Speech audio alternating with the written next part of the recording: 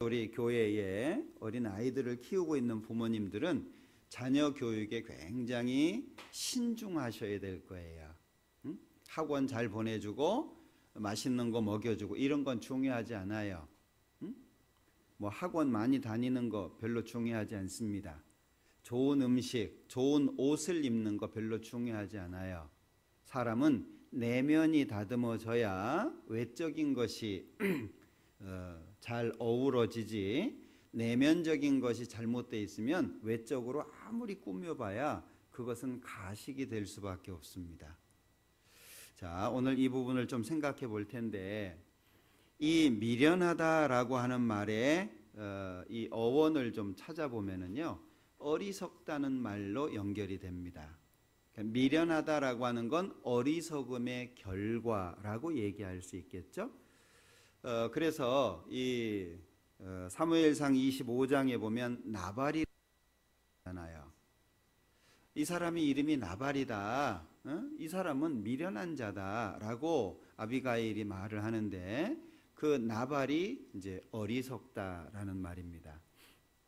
그러니까 미련하다라고 하는 얘기는 어리석음의 결과라고 볼 수 있겠죠. 결국에 아브라함을 떠난 롯은 어리석었던 거죠. 성경에 이제 그런 경우들이 많이 나옵니다. 10명의 정탐꾼은 어리석었던 거죠. 그럼 어리석음으로 끝나는 게 아닙니다. 어리석음의 결과가 있죠. 미련하게 행한다, 그 얘기예요. 어리석음으로 끝나는 게 아니고, 어리석으면 그 어리석음의 결과, 미련한 행위를 하는데, 어리석다는 얘기를 한마디로 얘기하면 오리무중이에요. 오리무중 아시죠? 예. 이게 눈이 선명하게 보이는 거하고 흐릿하게 보이는 거하고 답답하죠. 그러니까 어리석다는 얘기는 명확하지 않다. 이게 사물이 확연하게 보이지 않고 희미하게 보이는 것처럼 삶의 방향이나 삶의 가치관이나 삶의 어떤 모습의 형태가 흐릿해가지고 정로를 걷지 못하는 상태를 말합니다. 그러니까 미련함이 나타날 수밖에 없는 거예요. 자, 당을 지어서 무리를 일으켰던 니골라는 어리석었던 사람이죠.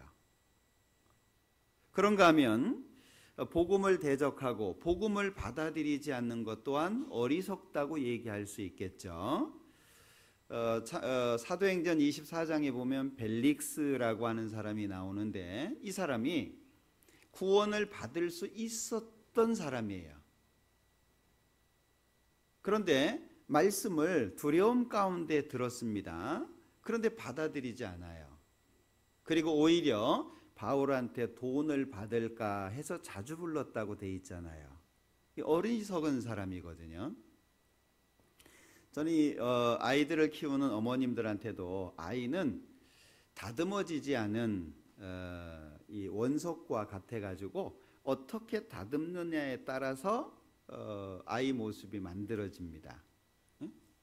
예를 들면 이런 거죠. 모임 시간에 맞춰서 아이를 훈련시킬 수도 있어요. 오늘 주일인데 어제 저녁에 어떻게 보내셨어요? 내일 주일이니까 내가 말씀 잘 들어야지 하고 일찍 주무셨어요? 아니면 명절이니까 그냥 윷도 던지고 막 그러는 가운데에서 막 진 다 빼고 새벽까지 게임하고 막 이러다가 아침에 오셨어요? 우리가 신앙생활을 위해서 삶의 형태를 바꾸는 것이 굉장히 중요합니다. 우리는 그리스도인이잖아요. 구원받은 사람들이고 주님을 위해서 사는 사람들이죠. 그러니까 주님을 위해서라고 하는 명제 앞에 내 삶을 그렇게 만들어가는 게 중요한 거예요. 모임이 있다. 예를 들어서 이제 조금 있으면 사무엘 학교가 시작됩니다. 대학생들 미리 과제나 이런 것들이 미리 이렇게 나와요. 준비하는 사람들이 있죠. 그런데 이제 애초부터 포기한 사람들이 있어요. 나는 졸업 못해. 나는 수료 못해. 참여하기만 해도 하나님이 기뻐하시겠지? 수료 못합니다, 그분은. 말씀드리잖아요. 무엇이든지 죽기 살기로 안 하면 되는 건 없어요. 신앙생활이라고 해서 그냥 쉽게 주일만 나와가지고 되는 게 아니에요. 세상살이도 굉장히 어렵죠. 공부도 대충 하면 자기가 원하는 학교 못 갑니다. 신앙생활도 마찬가지입니다. 구원 받았다고 해서 다 되는 것이 아니에요. 물론 마치 배가 돛을 펼치고 바람을 받아서 가면 빠르게 자연스럽게 갈 수 있잖아요.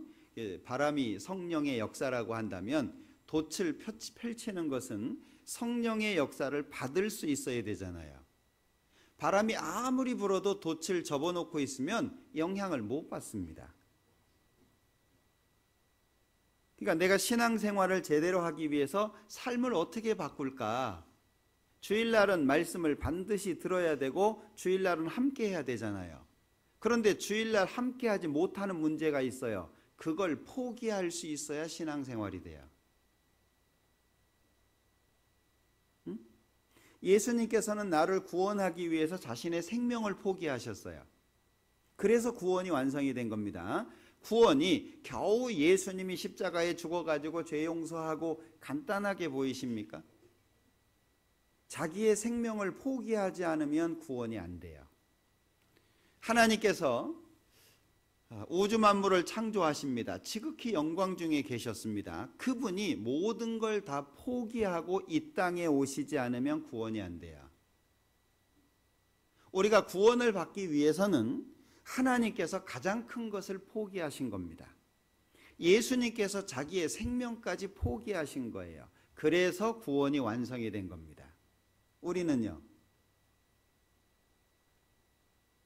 사실 구원받은 사람들이 너무 얌체인 경우가 많아요. 구원만 달랑 받아놓고 자기 마음대로 살고 자기 합리적으로 살고 뭐 세상에서 사는데 먹고는 살아야지. 그러면은요, 구원이 우리까지 전달됐을까요? 신앙생활은 내 것을 포기하는 가운데, 다시 말하면 나를 내려놓는 가운데 주님이 역사하시는 걸 경험해야 돼요. 그 갈라디아서 2장 20절이잖아요. 내가 죽었어요. 이제 내 안에 사시는 분은 예수님이에요. 몸은 내 몸인데 역사하시는 것은 예수님이에요. 그걸 경험해야 될 거 아니에요. 그러면 예수님이 내 몸을 예수님 뜻대로 움직이시려면 나를 내려놔야 되잖아요. 나라고 하는 것이 강하면 강할수록 주님의 역사가 나타날 수가 없어요. 그 나를 내려놓는 거, 그게 뭐예요? 포기잖아요, 포기. 나를 내려놓는 거.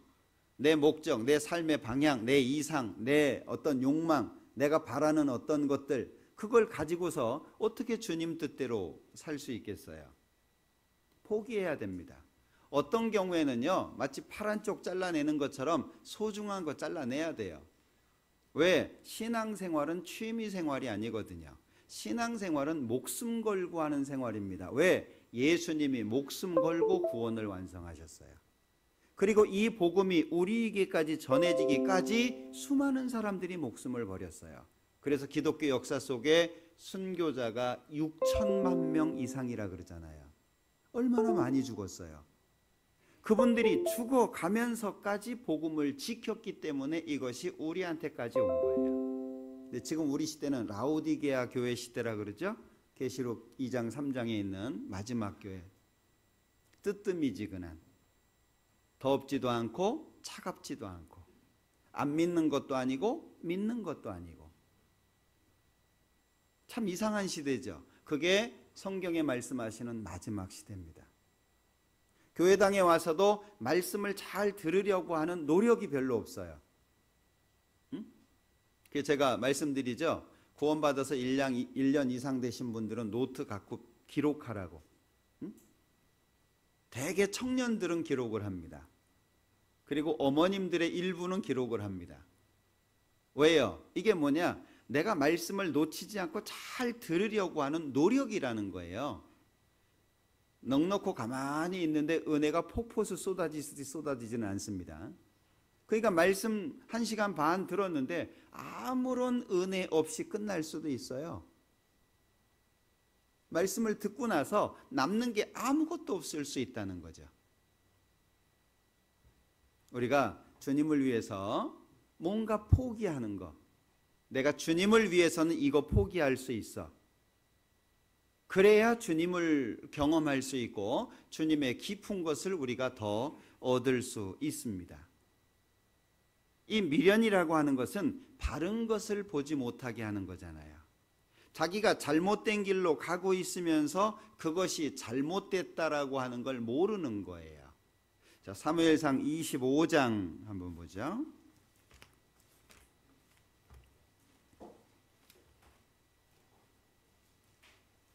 사무엘상 25장 25절입니다.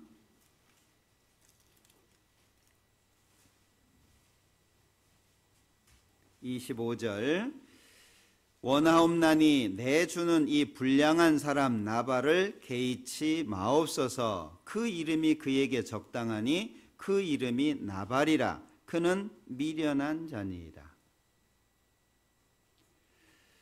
다윗이 자기 군사들과 함께 이 나발이 양을 치고 있는 사람이잖아요. 그 주변을 안전하게 지켜준 겁니다. 양 털 깎는 때가 되면 이제 잔치를 치릅니다. 양 털도 깎지만 이제 그동안의 수고에 대해서 잔치를 베풀고 즐거워합니다. 그래서 이제 다윗이 종들을 보내 가지고 내가 너를 안전하게 지켜줘서 이렇게 좋은 날을 맞이했으니까 우리 먹을 거를 좀 줘라, 라고 이제 종들을 보냅니다. 그런데 나발이라고 하는 사람이 다윗을 홀대한 거예요. 그 이제 앞부분에 이제 쭉 나오죠. 3절에 보면 나발과 아비가일, 참 안 맞는 조합이에요. 왜냐하면 나발은 이름 자체가 미련하다라는 말이잖아요. 어리석다는 말이거든요. 그런데 그 아내의 이름이 아비가일인데 그 여자는 총명하고 용모가 아름답대요. 그런데 남자는 완고하고 행사가 악하며, 참 안 맞는 조합이죠. 자, 이제 다윗이 종들을 보냅니다. 8절 중간에 보면 우리가 좋은 날에 왔다. 그런데 이제 10절에 보면 나발이 다윗의 사환들에게 대답하여 가로되 다윗은 누구며 이새의 아들은 누구뇨? 근일에 각기 주인에게서 억지로 떠나는 종이 많도다. 그리고 홀대를 해버린 겁니다. 그러니까 이제 다윗이 그 말을 듣고 야, 칼 차라. 13절이죠. 다윗이 자기 사람들에게 이르되 너희는 각기 칼을 차라. 각기 칼을 차매 다윗도 자기 칼을 차고 400명가량은 데리고 올라가고, 자, 이제 큰일 나게 생긴 겁니다. 자, 그런데 이 나발에게 있었던 소년 중에 하나가 14절 이후에 보면 아비가일한테 얘기를 한 거예요. 그러니까 아비가일이 급하게 이제 먹을 거를 준비해 가지고 18절 이후에 보면 뭐 떡 200덩이, 포도주 2가죽부대, 뭐 여러 가지를 준비해 가지고 이제 다윗을 맞이하러 나오는 겁니다. 다윗을 만났어요. 다윗을 만나서 얘기를 하는데 이 아비가일이 23절부터 그 이후에 보면은요, 다윗에게 주라는 표현을 29번을 썼어요. 제가 센 게 맞다면 29번이에요. 한번 집에 가서 세보세요. 짧은 내용 속에 주라는 말을 왜 이렇게 많이 했을까요? 이 아비가일이 총명한 사람이잖아요. 다윗의 그 분난 마음을 이제 아비가일이 잘 이렇게 가라앉히고 있는 겁니다. 그 중에 25절에 우리 읽은 내용이에요. 내 주는 이 불량한 사람 나발을 신경 쓰지 마십시오. 이 사람 이름이 나발 아닙니까? 원래 이 사람은 미련한 사람입니다. 그리고 이 준비한 것을 드리고 다윗의 분을 풀고 이제 돌아가게 하는 일이 생기죠. 자, 그럼 한번 생각해 보세요. 이 나발이라고 하는 사람이 왜 10절처럼 얘기했어요?